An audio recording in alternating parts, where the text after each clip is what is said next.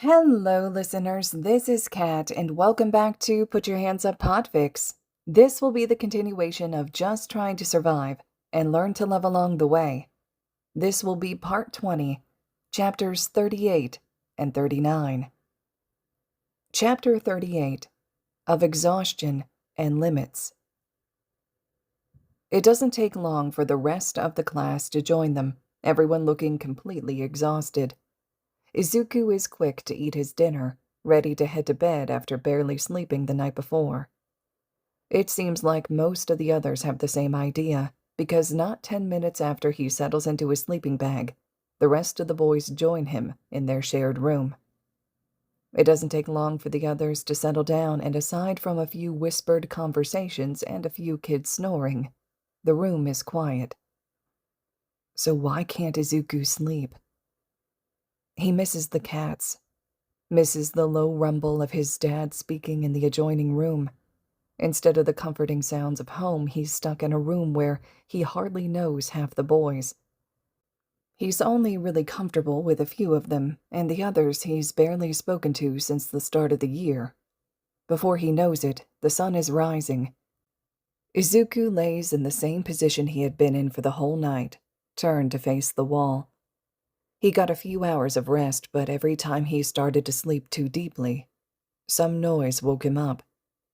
He's frustratingly tired as he gets dressed, and by the time he makes it out of the room, the majority of the class is waiting outside, ready to start their training.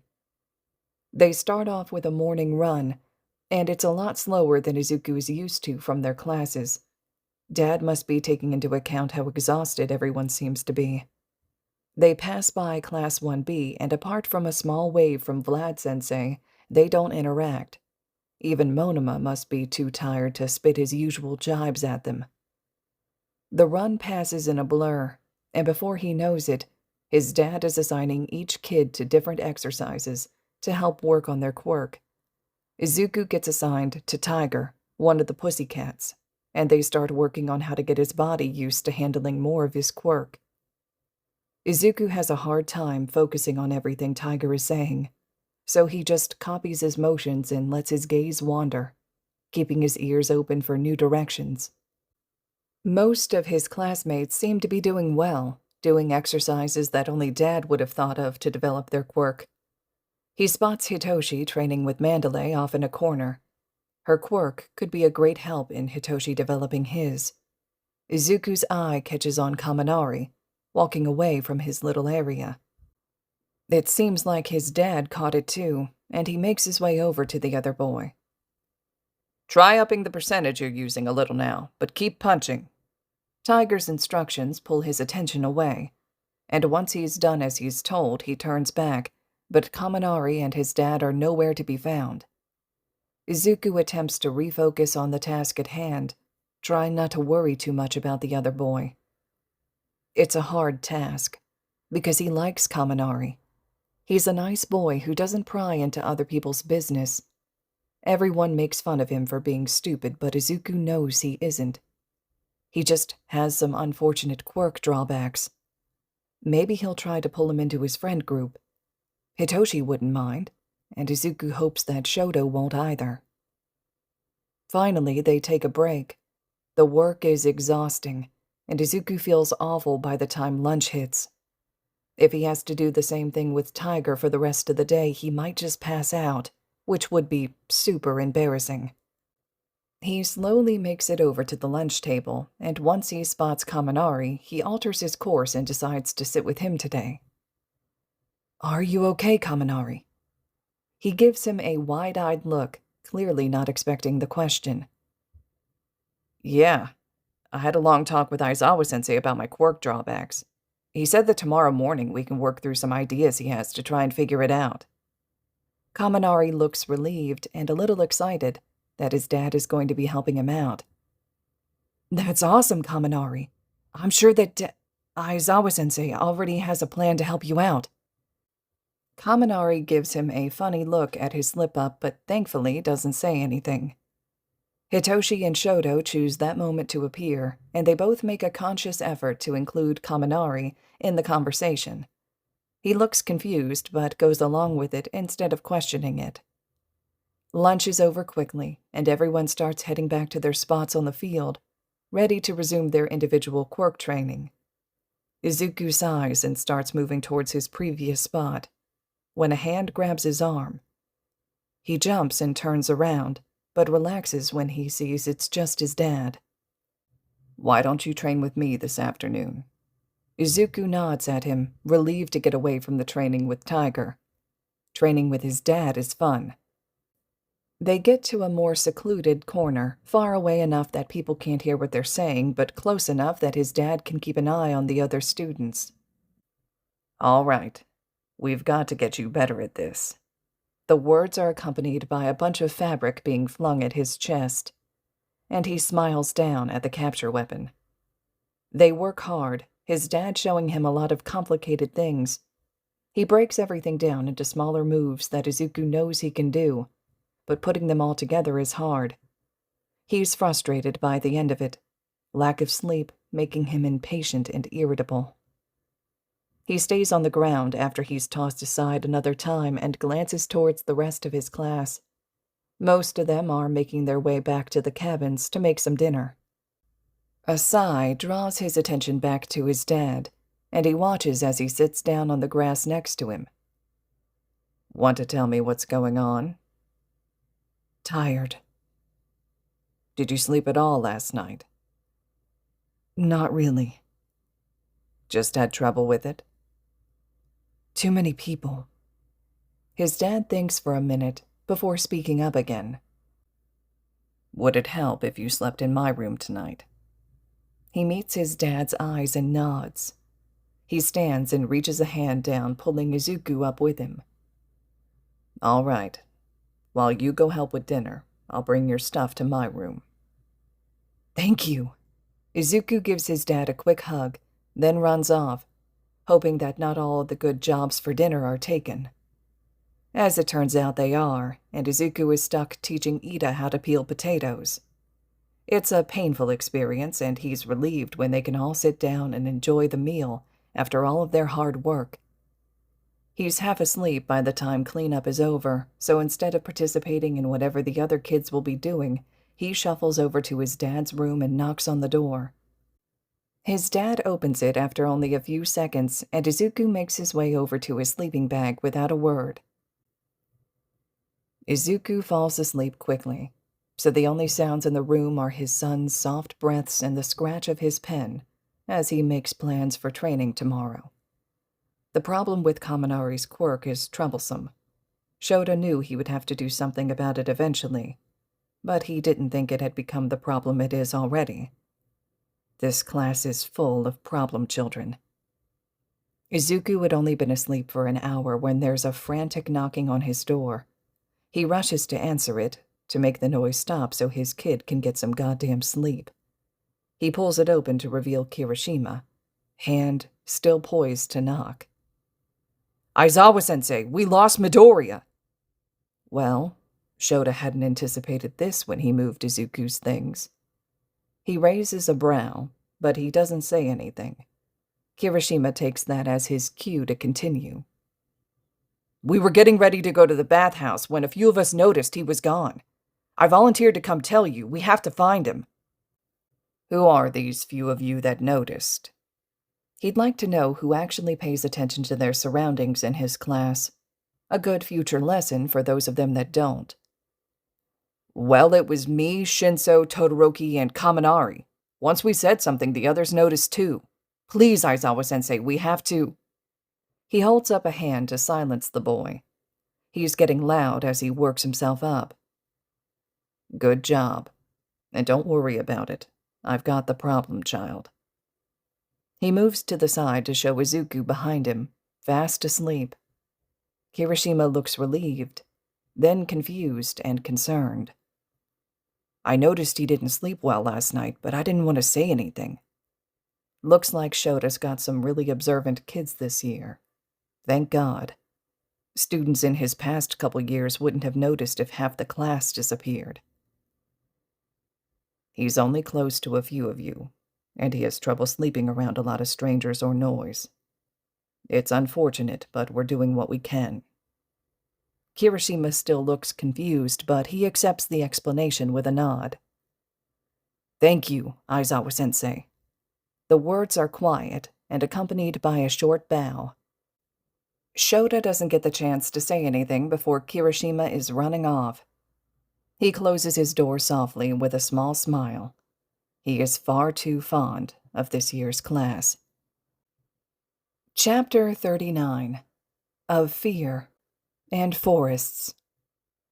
Izuku wakes up feeling refreshed. Sleep is something he'd missed so dearly the past few days, and he's glad he finally got to catch up a little. He glances at his phone and panics. He only had a few minutes to get ready and back to the training field. He gets ready faster than he thought was possible and sprints to the field, noting that he's the last one to arrive. A few of his classmates give him odd looks, but no one says anything, as his dad starts them on their morning run.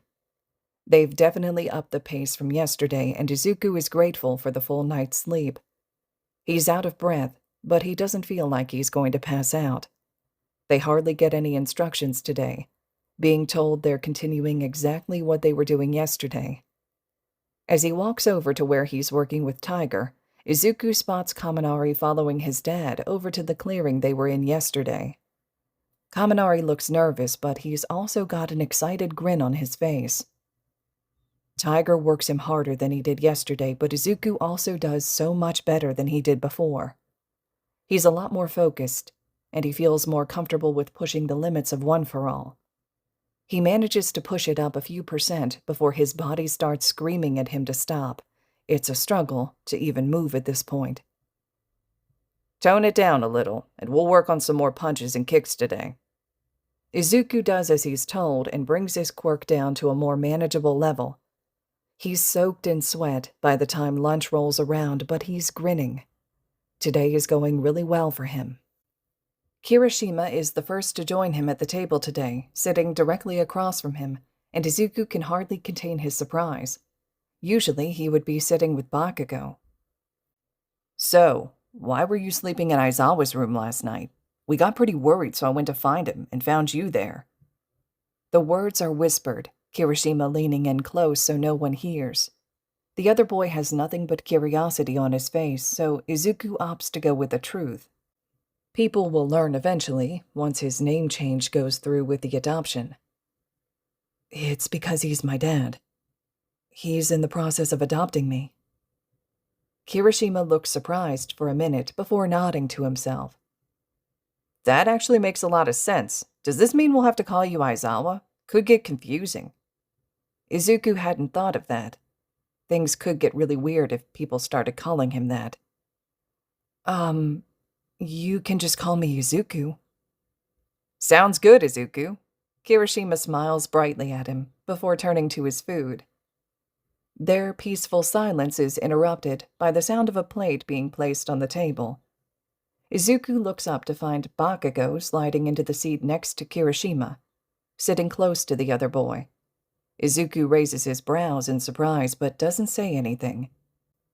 Kirishima doesn't seem uncomfortable with the proximity. In fact, he leans closer to Bakugo, who doesn't retaliate at the contact. Izuku meets Bakugo's eyes, but he doesn't find the usual glare aimed in his direction. Their staring is interrupted by Hitoshi sitting beside Izuku, and leveling a look at Bakugo. "So, you joining the group now?" "Fuck off, eyebags." Hitoshi proceeds to ignore the other boy, and the only sounds from that side of the table are Kirishima's hushed whispering and Bakugo's grunted replies for the rest of the lunch break. It's over fairly quickly, and Izuku heads over to the training spot he and his dad had used yesterday. He doesn't speak, just throws him his scarf and demonstrates a few moves. Izuku works through the first few fairly well, but every new move his dad teaches him takes him longer and longer to understand. Before he knows it, a few hours have passed, and Sho shows him an extra complicated move that ends with him hanging upside down from a tree, limbs all trapped to his body. His dad bursts out laughing while Izuku hangs there pouting. The laughter draws out Vlad King, and soon he has 2 pro heroes laughing in his face. Admittedly, it is pretty funny, but Izuku would much rather be right side up. His dad takes in his expression and finally reaches forwards to help, while Vlad King just watches on. It's not until Izuku has both feet firmly on the ground before the other pro speaks. I was sent to get you guys for dinner. They both nod at him, and the trio makes their way back to the rest of the class in silence. Preparations are in full swing, so Izuku doesn't end up doing much to help the others cook dinner. He's not much of a cook anyway, so it's probably better that the others handle the complicated stuff. Once everything is ready, Izuku sits himself down beside Hitoshi. His friend looks exhausted, mirroring how Izuku himself feels. He helps out more with the cleanup, washing as many dishes as he can before their time is up and the class is being led closer to the forest. Tonight we'll be doing the test of courage, Class 1A versus 1B. You will all be paired up randomly with your classmates before I explain the exercise. Ragdoll calls their attention to the front. She produces a hat, and everyone starts lining up to pull numbers. Well, almost everyone. Once Ragdoll had everyone forming lines, his dad had rounded up Kirishima, Mina, Sato, Sero, and Kaminari and started dragging them back to the cabin for their extra lessons. All right, heroes. First we'll have 1B hiding in the forest, trying to scare the pairs of 1A kids. When I yell out your number, you'll come forward and head into the forest with your partner. Let's start with number 1. Ragdoll goes through the numbers, calling out a new one every few minutes. There are a few screams and odd noises coming from inside the forest, making the students waiting their turn all the more nervous. Number 7! That's him. And apparently Kachan. The glare the other boy sends him is less heated than usual as they make their way into the forest. The first few minutes are silent, the only sounds coming from 1B trying to scare them. Listen, Dick. Midoriya. Kachan hasn't called him by his name in years. Izuku looks to him and finds him frowning. Not even at Izuku. It looks more self-directed. What's up, Kachan? Damn, he did not mean to call him that.